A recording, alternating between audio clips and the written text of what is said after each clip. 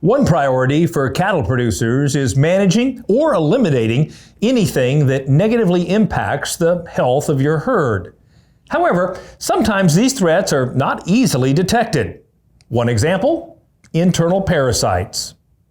Cattleman and Cattleman reporter Brian Baxter tells us there are 4 key components of a successful deworming strategy that can build the health and performance of your herd.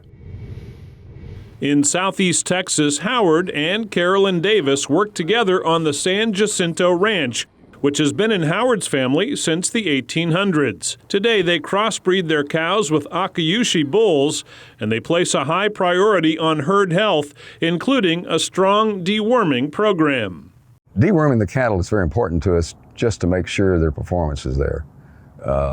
If we've got a mother cow that's spent 60 days with an expensive Akaushi bull, we want to make sure she calves 9 months from that time, and deworming is one way to do it. When their body condition score gets low, that calf may not be around. So it really helps in the performance of the cattle that we've got. Our herd, by and large, is very healthy, and we use the deworming to help keep them that way. We've had very, very high conception rates, almost 100%, and we have almost no mortality of the young calves. The deworming is a major component of this because we know that we have parasites in East Texas, and it's essential that they stay healthy, that the food that they eat goes for their benefit and not for the worms. Parasites live on the grass cows graze, so deworming is important to cattle producers in all states. Dr. John Davidson of Beringer Ingelheim says animals that are not dewormed will suffer performance loss. Focusing on managing parasites is central to having a really strong health program. Ultimately, the impact of parasites on cattle are multifactorial.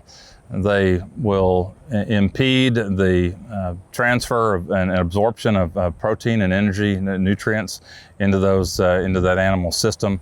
And also, one of the least appreciated impacts is on the reproductive efficiency in a set of cattle that comes from parasites. And even as we're learning more recently, the parasite burdens don't have to be very high to still have a measurable impact on the reproductive performance in a set of females in particular.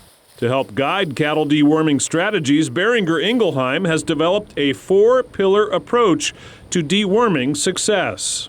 We have a tremendous portfolio of products, but we've matched with that thought leadership in the area of helping producers and customers manage the long-term sustainability of the products that we have. And so we've rolled out the 4 pillars of sustainable deworming. The 4 pillars are diagnostics, combination treatment, pasture management, forage management basically, and Refugia. Dr. Davidson says the first pillar, diagnostics, is important so that producers working with their veterinarians can understand exactly where their herd stands in terms of internal parasites. Ultimately, you need to understand the parasites that are in the population of cattle that are going to be treated. The diagnostic evaluation of parasites in cattle is really basic. You take fecal samples, take them to a reputable laboratory, get the results reported out in a standard fashion. Then you can make decisions on does anything need to change about that parasite control program. Another critical pillar is combination treatment using more than one class of deworming products. Our deworming program is using 2 different kinds of dewormer. One of them is the instant, immediate clearing of the gut, which is, I've heard people call that the white dewormer. And the other one is one that is of a longer duration, but it takes a little bit before it gets into the animal to be effective. Combination treatment really is a common sense approach to harnessing the best of 2 different classes of product. Throwing 2 different mechanisms of killing at that parasite population renders a very high success rate in terms of killing. The benefit of that is you have a population of parasites with very few surviving organisms, and you delay or minimize any potential for resistance much further down the road. Also important is leaving a small group of animals untreated so parasite resistance to available deworming products does not develop, a strategy known as Refugia.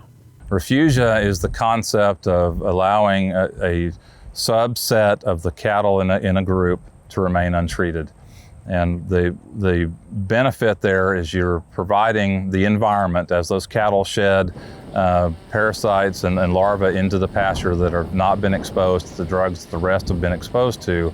We're maintaining the genetic information for susceptibility to the drugs that we have in that population. In addition, good pasture and forage management will actually help reduce the internal parasite load in your herd. We rotational graze our cattle. We've got essentially 9 pastures, 25, 30 acres apiece, and we'll rotate.